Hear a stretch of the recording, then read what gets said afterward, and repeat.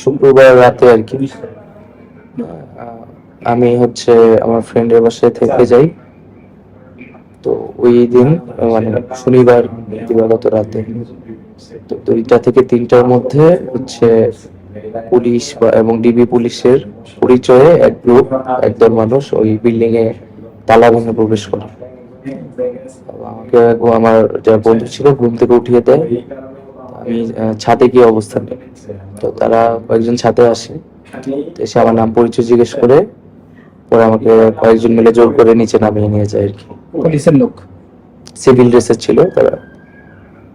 তো আমি নিচে 3-4টা গাড়ি দেখতে পেয়েছিলাম আর কি, একটা পুলিশের গাড়ি, পুলিশ বা বিজিবির গাড়ি যেটা, আর হচ্ছে মাইক্রো, নর্মাল কার।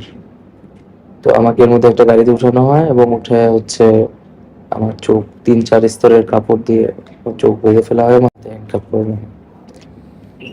এবং 30 থেকে 40 মিনিটের মতো গাড়িটা চলছিল এবং পরে গাড়ি থেকে নামায় আমাকে একটা রুমে নেওয়া হইলো আর কি।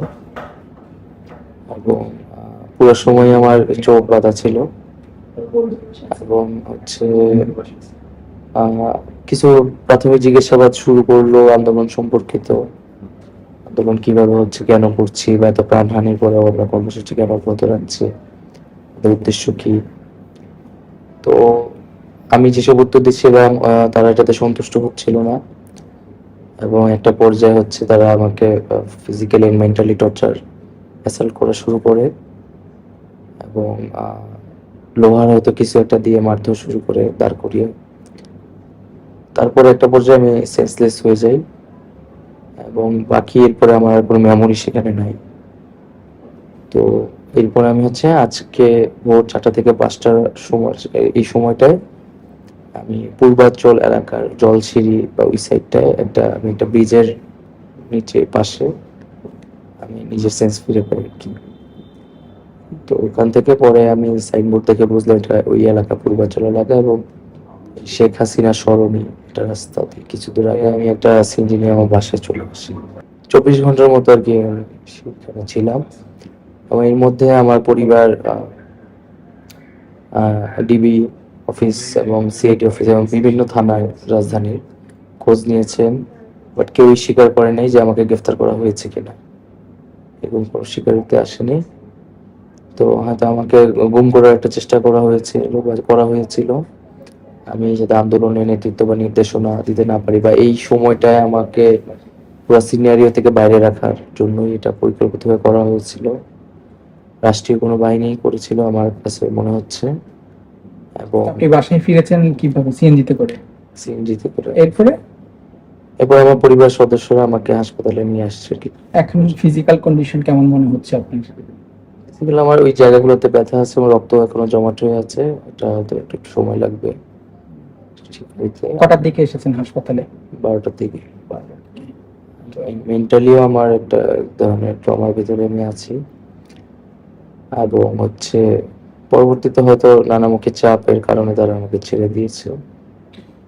তো এখন এর মধ্যে তো আপনার সাথে এটা হলো, এর মধ্যে তো আজকে রায়ও দিয়ে দিয়েছে। হ্যাঁ, আমি টেলিভিশনে দেখেছি 7% কোটা এবং 93% মেধা। এটা আমার কাছে এখন স্পষ্ট না এটা আসলে কোন গ্রেড পর্যন্ত, আমি ইনফরমেশনটা পাইনি। আদালতে বিচারাধীন ছিল প্রথম ও দ্বিতীয় শ্রেণী পর্যন্ত। তো আমাদের দাবিটা ছিল সকল গ্রেডে, 20তম গ্রেড পর্যন্তই। এবং এটা হচ্ছে আমরা বলেছিলাম নির্বাহী বিভাগ এবং পরবর্তীতে আইন বিভাগের কথা বলেছিলাম এটা চূড়ান্ত করার জন্য। আদালতের জায়গা থেকে আদালত এটা রূপরেখা দিয়েছে, সুপারিশ সাজেশন দিয়েছে। সরকারের কাছে চূড়ান্ত একটা সরকার কোটাটা বাড়াবে বা কমাবে কিনা।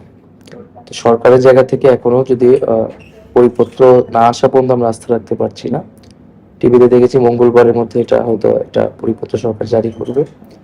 তো সেটা যদি সকল গ্রেডে হয় তাহলে এই সিদ্ধান্তটাকে আমি ইতিবাচক মনে করি। তবে সরকার অনেক জল ঘোলা করে, অনেক দায়িত্বহীন আচরণ করে, অনেক ক্ষয়ক্ষতি এবং রক্তাক্ত পরিস্থিতির পরে এই সিদ্ধান্তটা বা আদালতও এই সিদ্ধান্তটা এসে পৌঁছেছে, সময় অনেক দেরি করে। এর ফলে আসলে অনেক হতাহতের ঘটনা ঘটেছে শিক্ষার্থী এবং নাগরিক জীবন এবং আমাদের জাতীয় জীবনে অনেক ক্ষতি হচ্ছে। তো সরকারের দায়িত্বহীন আচরণ এবং সরকারি ব্যক্তিবর্গের বিতর্কিত এবং উস্কানিমূলক বক্তব্যের কারণে এই পরিস্থিতি তৈরি হয়েছে, যার সুযোগ নানান পক্ষ নিয়েছে।